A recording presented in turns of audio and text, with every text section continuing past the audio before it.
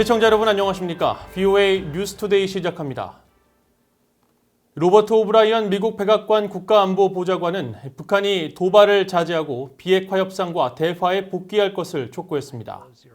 오브라이언 보좌관은 30일 미국의 민간단체인 국익연구소가 주최한 화상 세미나에서 북한이 최근 대북전단과 관련해 개성 남북공동연락사무소를 폭파하면서 군사적 긴장을 고조시킨 데 대해 북한이 도발을 피하고 유엔 안보리 결의가 부과한 의무를 준수하기를 계속 촉구하고 있다며 지속적이고 실질적인 협상 복귀를 거듭 촉구했습니다. 또 미북 비핵화 협상과 관련해 진전은 느려졌지만 대화의 문은 아직 열려 있다면서 도널드 트럼프 대통령이 말한 것처럼 북한이 김정은 국무위원장의 지도 아래 밝은 경제적 미래를 성취하는 것을 보고 싶다고 말했습니다.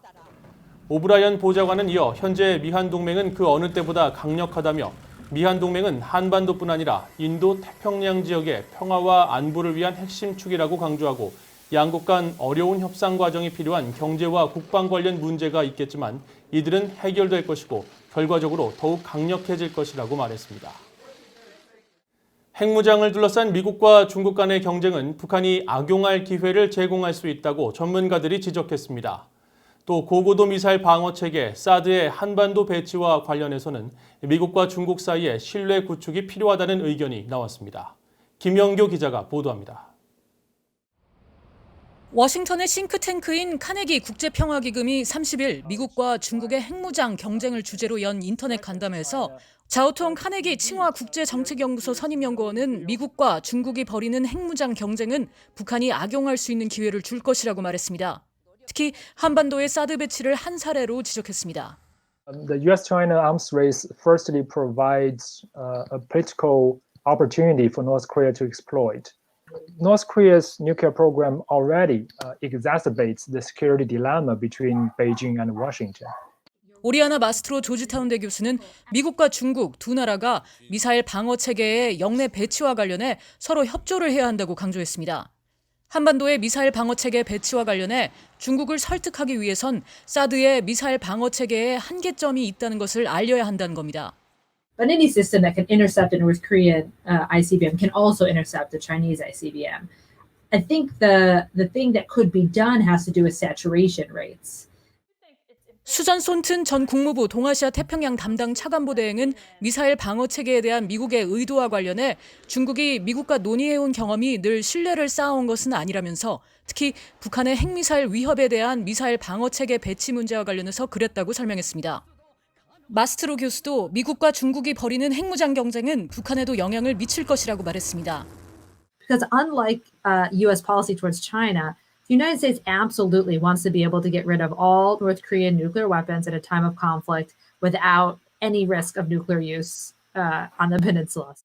이번 토론회에 참석한 전문가들은 북한의 핵 위협에 대응하기 위해선 미국과 중국이 미사일 방어 체계의 아시아 태평양 지역 배치와 관련한 사안부터 협력을 해나가는 것이 중요하다고 강조했습니다. VOA 뉴스 김현교입니다. 국제자금세탁방지기구가 북한을 자금세탁과 테러 확산 금융의 국제기준 이행에 있어 중대한 전략적 결함이 있는 고위험 국가로 재지정했습니다. 국제자금세탁방지기구는 지난주 열린 화상총회 결과를 발표하면서 북한을 고위험 국가 가운데 최상향 위험 단계인 대응조치국으로 유지한다고 30일 밝혔습니다. 자금세탁방지기구는 지난 2011년 북한을 주의조치국에서 최고 수준인 대응조치국으로 상향 조정한 이후 지난 9년간 북한에 대한 최고 수위의 경계를 유지하고 있습니다.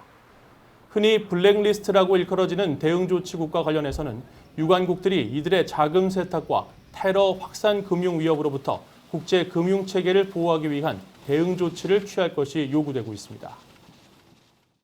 북한이 화장품 개발에 주력하고 있는 것으로 알려졌습니다. 중국 거대 시장에서 외화를 벌어들이려는 의도가 있는데 실제로 중국 온라인 전자상거래에서 북한의 화장품이 100에서 600위안에 판매 중인 것으로 확인됐습니다. 품질은 한국의 80년대에서 90년대 수준이라는 지적이 나왔습니다. 김영권 기자가 취재했습니다. 중국 최대 온라인 전자상거래 플랫폼 가운데 하나인 징둥닷컴에서 판매되는 북한 화장품들입니다. 여러 유통업체들이 봄향기 금강산 개성고려 인삼수를 100위안, 미백 영양 화장품 3종 세트는 364위안, 보습과 노화 방지 등 기능성을 포함한 7종 세트는 551위안에 팔고 있습니다. 미화로 14달러에서 84달러 정도 되는 가격입니다. 한국 정부 산하 무역진흥기구인 코트라 다렌 무력과는 최근 해외 시장 진출을 준비하는 북한 화장품 봄향기란 제목의 보고서를 통해 북한 화장품의 중국 내 신장세를 전망했습니다. 실제로 VOA가 중국의 관세 청격인 해관 총소를 분석한 결과 북한의 대중국 화장품 수출은 2015년에 7만 1,000달러를 기록한 뒤 계속 10,000달러 미만을 기록하다가 올해 1, 2월 2달 동안 11만 6,000달러로 급증했습니다.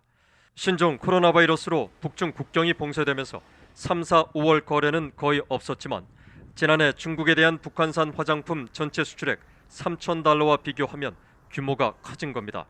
북한은 김정은 위원장이 화장품 생산 공장을 방문해 현지 지도하는 등 화장품 개발을 지속적으로 독려하고 있고 북한 매체들은 세계 유명 화장품들과 견줄 수 있는 20여 종의 기능성 화장품을 개발했다고 최근 보도했습니다. 전문가들은 그러나 북한 화장품의 품질은 한국 등 선진국과 큰 격차가 있다고 지적합니다. 실제로 한국의 연구팀과 화장품 업체인 아모레 퍼시픽이 3년 전 북한 화장품 64개 품목의 성분을 분석한 결과 제조 기술은 한국의 7, 80년대 수준이고 낙후된 금형 기술 등에도 문제가 있는 것으로 평가됐습니다. 북한의 이제 기초 화장품 로션 스킨은 한국의 90년대 초 수준이고 이 색조 컬러풀 코스메틱은 한국의 한 80년대 후반 수준이다. 북한의 경우는 이제 주로 외국 화장품들을 모방을 해서 유사 제품을 이제 만들어내고 있습니다. 반면 한국의 화장품 품질은 매우 우수해 지난해 65억 2천만 달러 규모를 수출해 프랑스와 미국, 독일에 이어 세계 4위를 기록했고 이 가운데 46.9%인 30억 달러는 중국 시장에 판매했다고 한국 정부 당국이 밝혔습니다. 또 한국 내 화장품 생산 규모는 16조 2,600억 원, 미화 135억 달러를 넘었고 생산업체는 지난해 기준 7,580개, 책임 판매업체는 15,707개로 집계했습니다. 지난해 중국 매체가 보도한 북한의 화장품 업체 29곳과 비교하면 한국 업체와 261배의 격차를 보이는 겁니다.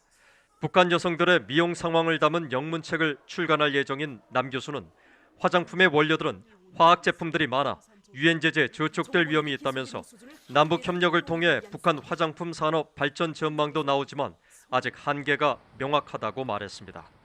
BA 뉴스 김영권입니다. 세계보건기구 WHO는 최근 북한의 신종 코로나 바이러스 검출 세트와 진단시약 등 1,000명분의 지원 물자를 전달했으며 두바이에서 제공되는 2,000개의 개인보호 장비도 곧 평양에 도착할 예정이라고 밝혔습니다. WHO의 에드윈 살바도르 평양 사무소장은 30일 신종 코로나 바이러스 감염증 대응과 관련한 VOA의 질문에 이같이 밝히면서 북한 당국의 국경 봉쇄 속에 주민들의 보건 서비스 접근성을 보장하기 위해 의료 물자 배송이 최우선적으로 이뤄지고 있다고 강조했습니다. 살바도르 사무소장은 이어 북한 보건성은 신종 코로나 바이러스 관련 상황과 대책에 관해 매주 공유하는 정보를 바탕으로 확진자와 외국인 격리자가 없는 것으로 통보했다고 밝혔습니다. 또 북한 내 총 누적 격리 해제자는 25,551명이고 지난 19일 현재 격리자는 225명으로 모두 북한 국적자며 항구나 신의주, 단둥, 육로 국경에서 일하는 노동자들로 북한에 수입되는 물자를 다룬 이후 격리된 것으로 알려졌다고 밝혔습니다.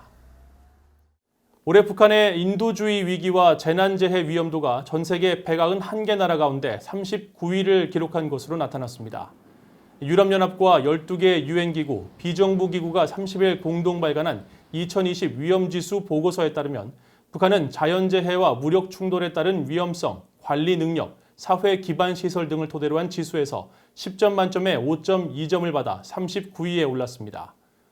보고서는 또 각국의 위험도 수준을 매우 높음과 높음, 중간, 낮음, 매우 낮음 등 5개 단계로 분류했는데 북한은 이란과 모잠비크, 이집트 등 25개 나라와 함께 높음군에 포함됐습니다.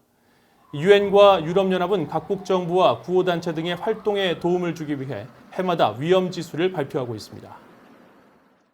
이상으로 VOA 뉴스투데이를 마칩니다. 시청해주신 여러분 고맙습니다.